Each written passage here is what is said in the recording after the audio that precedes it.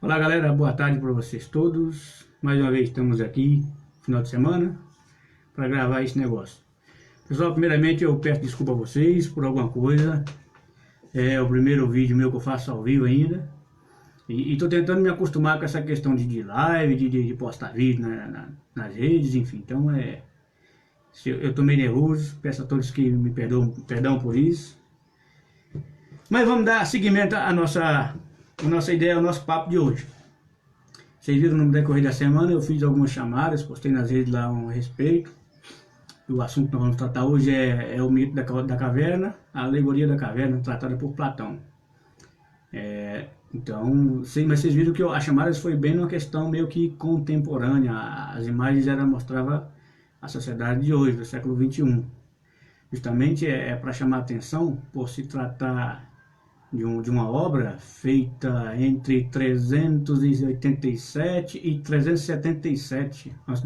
Então, apesar da antiguidade de toda uma trajetória percorrida, ela ainda hoje continua ainda presente nos nossos dias e se costumo dizer que hoje ela como é que se fala, é muito presente na nossa sociedade hoje.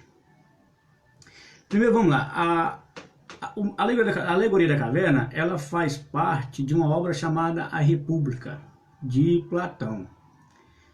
Essa obra ela contém 10 livros, e a República ela está no livro 7º. Então é um diálogo travado entre Sócrates e Glauco. São dois personagens criados por Platão para poder tratar esse assunto.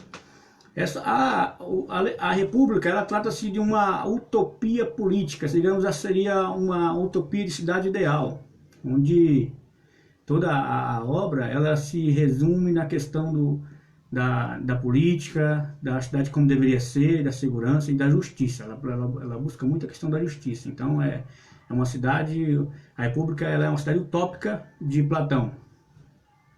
Platão ele nasceu no ano de 427 e veio a óbito no ano 347.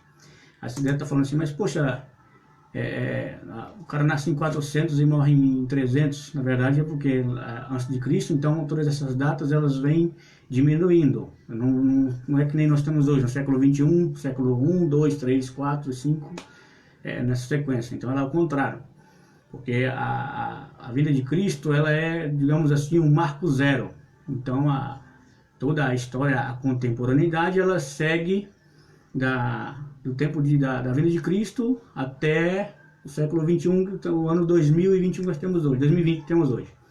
Então, as coisas que passaram, que ficaram para trás dessa época, ela é tratada na ordem decrescente. Então, é por isso que Platão nasce em 427, e deixa esse plano terrestre em 347 a.C. Platão ele foi aluno de Sócrates por muito tempo, e desde os 20 aos 29 anos. Então Platão era de família nobre, totalmente oposto ao que foi Sócrates na verdade, né? Então Sócrates, apesar da questão da humildade, vindo da classe mais baixa, da pobreza, ele tinha um dom muito, muito claro, que era a questão da oratória, uma pessoa que sabia falar em público, em meio às massas, nos meios das ágoras, como é chamado antigamente, as praças, os públicos. Então, essa questão Sócrates era um dominador da oratória, né? Então, logo, Platão foi ser discípulo de Sócrates, né? E ele conviveu com Sócrates dos 20 aos 29 anos. E aí, então, a obra da República, o mito da caverna, na verdade, ele vai ser escrito a República vai ser escrita entre 47 e 57 anos de idade de Platão. Então, é nesse contexto que surge a ideia da alegoria da caverna. A ideia da República, para ser exato. E a Alegoria da Caverna está no sétimo livro, então é a 7ª obra de Platão, é uma coleção de livros, é interessante. E o legal é que, assim, para entender o raciocínio de Platão, você tem que estar bem ciente, você tem que ler o ideal seria ler toda essa obra, mas é uma coletânea extensa e até difícil de encontrar. até mesmo porque hoje nós temos dispomos de meios digitais, enfim, temos todos um arcabouço para poder buscar esse conhecimento, mas ainda assim é um pouco difícil. Raramente você vai conseguir as 10 obras todas, mas um pouco de dedicação a gente consegue chegar lá. Então, a alegoria da caverna, ela é um diálogo entre Sócrates e Glauco, onde Sócrates pede para Glauco que no meio do diálogo ele imaginasse uma caverna subterrânea e que no fundo dessa caverna tivessem alguns presos acorrentados ali, e que assim, desde sempre eles são, no pensamento, na utopia, na ilustração que Sócrates faz para Glauco, desde sempre foram prisioneiros, acorrentados pelas mãos. No fundo dessa caverna tem uma parede, e onde os prisioneiros eram acorrentados de mãos para trás, nessa parede, e a única visão que eles tinham era do fundo da caverna, a parede da frente, né? A parede de frente, igual como estão eu aqui de frente para você. A única imagem que eles tinham era essa, e que atrás dessa outra parede, atrás deles, tinha uma fogueira. E entre a fogueira e essa parede tinham outras pessoas que passavam fazendo sombras com alguns adereços, e uns conversando, outros gritando, para poder gerar um eco. E esse eco, então a única percepção de mundo que esses presos tinham seria as sombras projetadas na parede, na verdade, pelos adereços que nós chamamos, tratado como amos da caverna, essas pessoas, essa terceira pessoa. Era tratado como os amos da caverna. Então eles iam passando, a parede obviamente seria mais alta do que a estatura do homem, e eles carregavam alguns adereços que ficavam acima da cabeça, e esses adereços a fogueira ia projetando essa imagem na parede, obviamente, claro, com a imagem distorcida do que realmente era a realidade. E nesse contexto, eles iam gritando e fazendo um eco na caverna, e assim, então quem estava preso ali, a única percepção de mundo que tinha era essa. Então, o que ocorre? Num desses prisioneiros, assim retrata Sócrates para Glauco, que foi se debatendo e acabou se soltando. E ele consegue escapar da caverna, enfim, passa pela fogueira, e a caverna é como se fosse uma subterrânea, então você imagina que não era uma caverna no horizonte, era pro chão, pro fundo. Então, ao ele se deparar com uma saída, o único fechozinho de luz que ele conseguia obter, então a subida da caverna para o plano, para a saída, com certeza, na alusão que a obra nos traz, era bem íngreme esse trecho. Então, é uma subida bem pesada, então dá um pouco de trabalho, dificuldade para sair. E aí vocês imaginem a situação de uma pessoa que passa toda uma vida inteira numa única posição, acorrentado numa caverna, e que não tem muitos movimentos, e que a se deparar com uma única saída, e a curiosidade de ir ver o que do que se trata, e de sair dessa situação. Então fica meio que sem força, sem movimento, enfim. E se tratando disso, o que acontece? Ao sair da caverna, depois de muita luta, vamos dizer assim, um esforço físico muito grande, esse ser humano que consegue se fugir, ele depara com a luz do sol, com a luz natural, a realidade que nós temos hoje. Então ele se depara e no começo é meio que relutante para lutar com essa questão da luz, até porque a retina dos olhos a vida inteira foi acostumada simplesmente com pouca luz, com umidade, e de repente você está num outro plano onde não há, a luz é intensa, e então dá um pouco de trabalho para poder resolver, para poder se adaptar a essa situação. Mas logo ele vai se acostumando e se depara com a realidade, e vê as belezas do mundo, e vê o mundo da forma que como realmente na verdade, e percebe que as alusões que ele tinha, enfim, em relação às percepções de mundo que ele tinha anteriormente, simplesmente são coisas falsas e que não condiz com a atual realidade. E num primeiro momento, esse homem ele tende a voltar para a caverna no instinto do ser humano e querer ajudar os próximos, né? Mas ele também acomete o pensamento de que às vezes ele pode chegar lá e, ao relatar que o mundo realmente não é o que as pessoas estão acostumadas a ver e pensam que são, então logo ele poderia ser atacado ou até mesmo morto, agredido pelas pessoas, enfim, pelos próximos que estão na caverna, né? Para dizer assim, você é louco, você está vairando, são coisas que não existem. Então, enfim, trazendo agora para conteúdo, eu vou tentar mostrar para vocês aqui uma pequena imagem para poder vocês terem noção do que é o mito da caverna. Para vocês terem uma alusão básica, é porque eu estou sem... Gente, me desculpa, de verdade, eu estou sem imagem aqui, então eu estou tentando procurar, passei a manhã toda procurando na internet alguma coisa mais relativa para poder postar para vocês, porque eu estou acostumando agora com essa questão de live, essas coisas, então assim, meu despreparo é muito grande, eu estou tentando me aproximar o mais possível, poder ficar um pouco melhor, mais confortável, e ter os apetrechos necessários, né, para poder ficar uma coisa mais bonita, mais bem feita. Mas eu vou tentar mostrar para vocês aqui pela imagem do meu computador, para poder vocês terem uma noção de como seria mais ou menos a imagem da caverna. Seria mais ou menos isso aqui, pessoal. Então, como eu disse, homens acorrentados numa parede, e a única percepção de mundo que eles tinham seria os amos da caverna, na verdade, passando com os adereços, enfim, a fogueira que transmitia as imagens na parede. Então, essa é a única percepção que se tem. E óbvio que mostra o caminho do homem, como é difícil para poder sair aí, ter uma visão de mundo diferente. Então, Sócrates vai dizer a Glauco, ele vai relatar para Glauco o que acontece.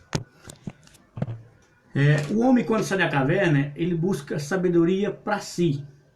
Porque ele ficou desinquieto de toda a situação, porque se você parando para pensar, obviamente ele foi preso, ou aquela prisão ali, realmente alguém teve que prender. Ninguém vai ser constituído no mundo real simplesmente já na prisão. Então alguém se concorda comigo que teve todo um contexto, e o contexto necessário que venhamos anteriormente ler as outras obras anteriores, os outros 6 livros da obra da República, para poder entendermos o contexto em que isso se insere.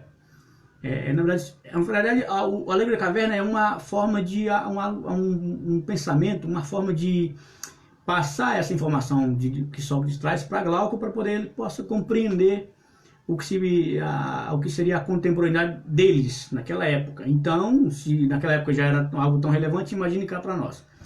Mas então, voltando ao assunto, o homem, quando sai da caverna, ele, após se debater, ele consegue afrouxar as suas algemas, as correntes a qual estava acorrentado, se liberta e ele sai da caverna buscando conhecimento para si, sabedoria para si. E quando isso ocorre, ele é um filósofo amante. O homem, quando está lá em cima, quando ele sai da caverna e está no plano, que ele consegue ver contemplar toda a beleza da humanidade e a realidade como é, e ele retém para si aquele conhecimento, ele é um filósofo, digamos assim, um filósofo amante, um genuíno filósofo. Ele retém para si o conhecimento. Mas quando o homem volta para a caverna para libertar os outros que estão presos, ele é tratado por Platão como um político por essência. E o que acontece? Quando o homem desce na caverna, ele quer transmitir o conhecimento, apesar de sabendo que a própria vida pode estar correndo risco, porque ele pode ser acusado, você é louco, você é muito idealista, a realidade do mundo não é assim. Então o homem, ele quando volta, ele é um político por essência, porque ele quer não só reter para si o conhecimento, mas dividir o conhecimento com as outras pessoas. Os amos da caverna, aqueles que estão passando com os adereços, eles são, digamos assim, eles tiram um proveito dos presos. Eles tiram porque assim, eles acham, têm um pensamento que estão levando vantagem em cima dos presos. Porque enquanto eles estiverem sendo enganados, para nós está bom, estamos aqui perfeitamente contemplando a realidade de outra maneira. Então, Então, no caso, esses são os anos da caverna. Trazendo para a nossa contemporaneidade, então, trazendo assim, pontos que eu acho interessante do mito da caverna, da alegoria, que assim, a prisão, ela existe até quando você nos permitimos mantermos nessa prisão, porque a sociedade, nós nascemos e aprendemos, acostumamos naquele mesmo ritmo, naquele mesmo sistema, trazendo hoje para a contemporaneidade. E aí volta a um dos chamados que eu fiz, o homem sobre as sombras. Por que sobre as sombras? Tanto no mito da caverna como hoje. Hoje o homem está sobre a sombra, ele não tem interesse, não quer despertar interesse sobre a real situação. Tem aquelas pessoas que estão na caverna ainda acomodadas com o dia a dia, com o noticiário foi quem informou, então eu estou sabendo, estou sendo pelo noticiário. As pessoas não buscam se informar.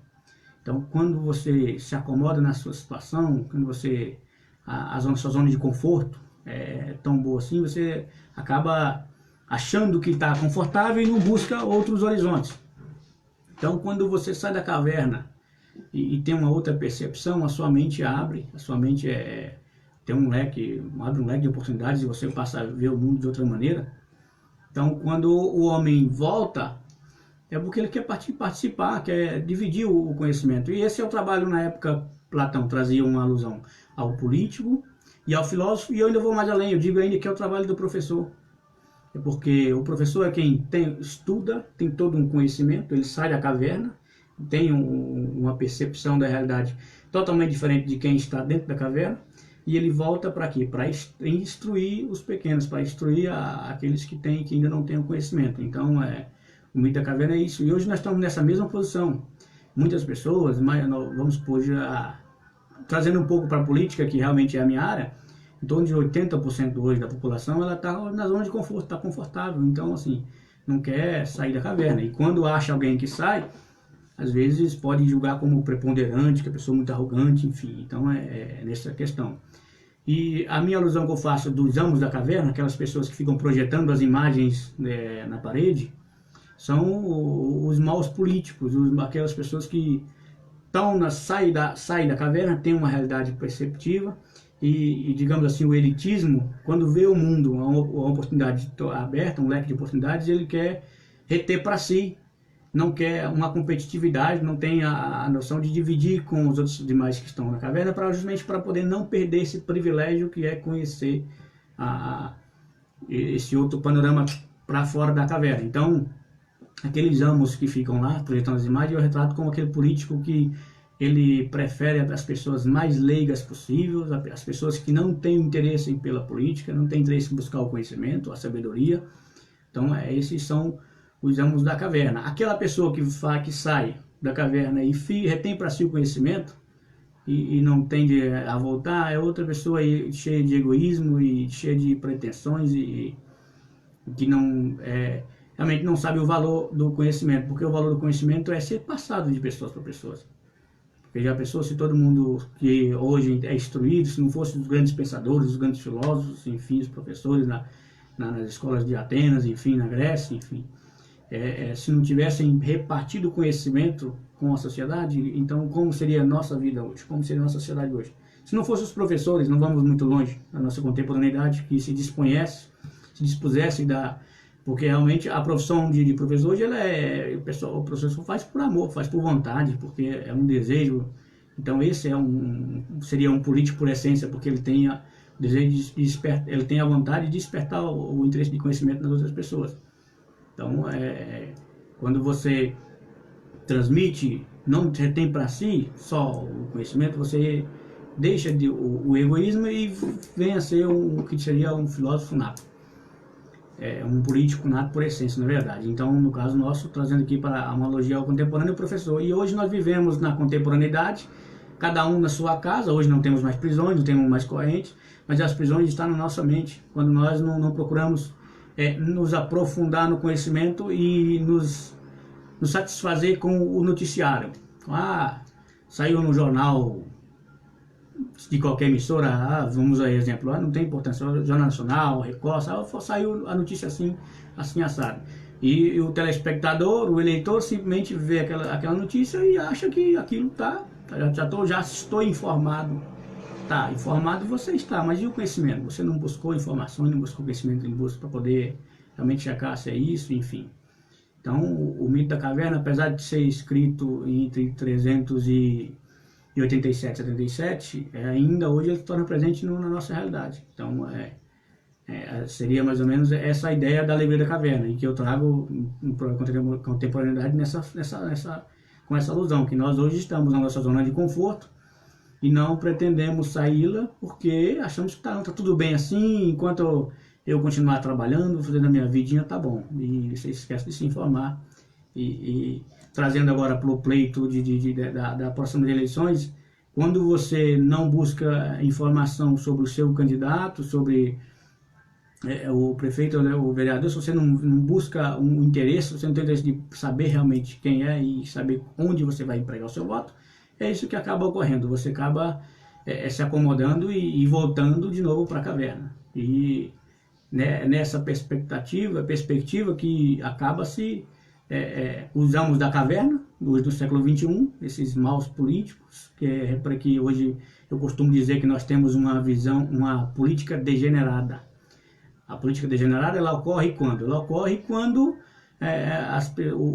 os representantes eles esquecem e deixam de lado a essência da política, que é o que? É representar aqueles que foram, que os colocaram na posição de mando que estão.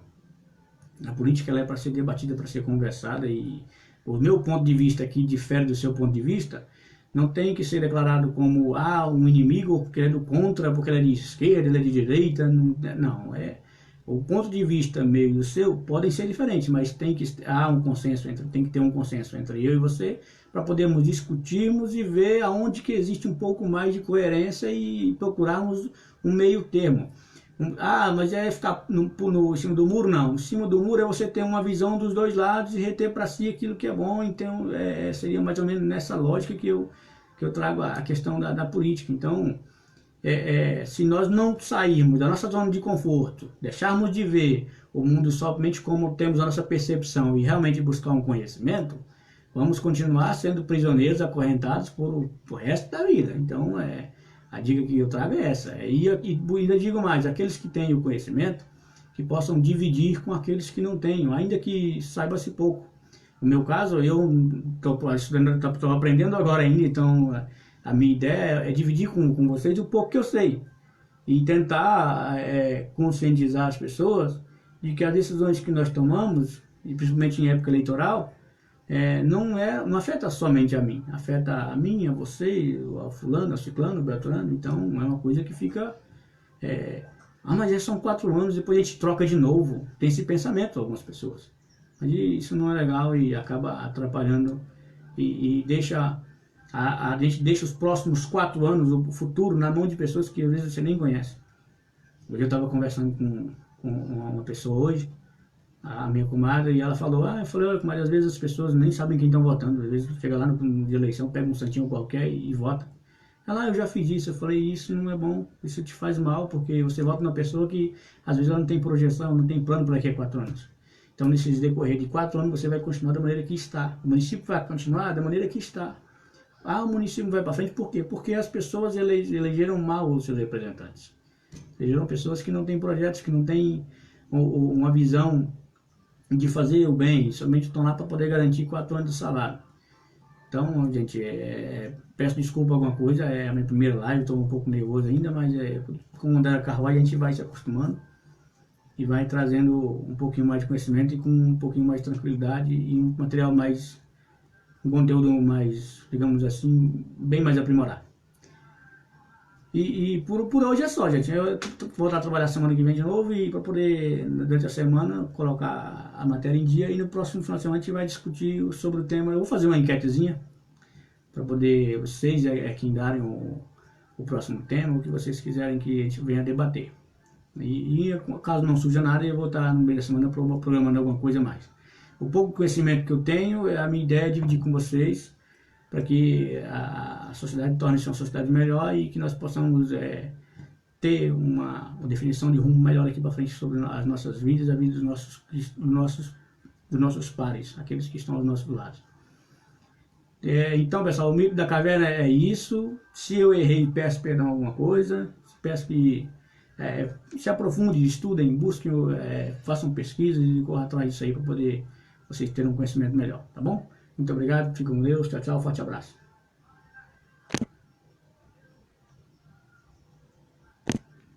Como que desliga isso? Gente, eu não sei como desliga. Eita Deus. Pronto, já tá ligado. Ai meu Deus, como desliga isso? Minha senhora, me ajuda aqui como eu desligo isso. Você sabe me ajudar?